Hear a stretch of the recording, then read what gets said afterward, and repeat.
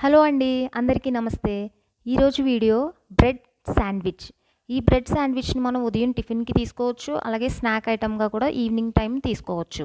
అయితే దీనికోసం ముందుగా ఉల్లిపాయలు, పచ్చిమిర్చి తరిగి అందులో కొంచెం వెనిగర్ వేసుకుని కలుపుకోవడం వల్ల పచ్చిమిర్చి ఘాటు తగ్గుతుంది.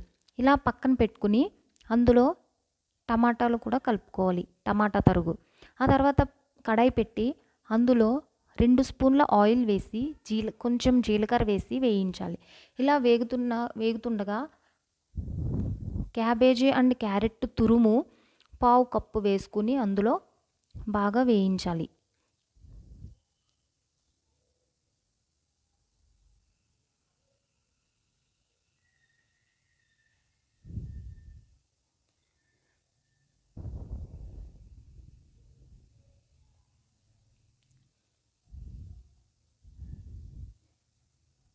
ఇలా వేగుతున్నప్పుడు 1 నిమిషం తర్వాత కొంచెం అంత రుచికి సరిపడా సాల్ట్ వేసుకుని కలుపుకోవాలి.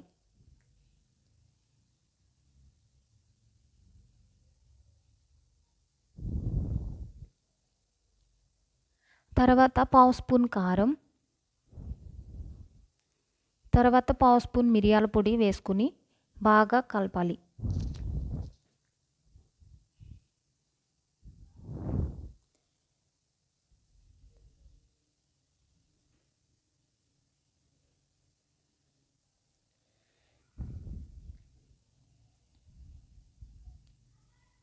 ఇలా కలిపిన తర్వాత ఒక 2 నిమిషాల పాటు వేయించి తురుముగా త్వరగా అయిపోతుందండి ఫ్రై.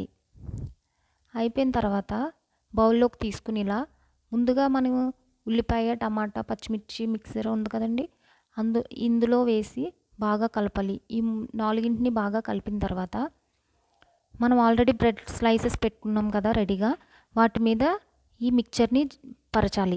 ఇలా పరిచిన తర్వాత పైన ఇంకో స్లైస్తో కవర్ చేసి ఈ స్లైసెస్ని పెనం మీద బట్టర్తో కానీ లేదా నెయ్యితో కానీ కాల్చుకోవచ్చండి.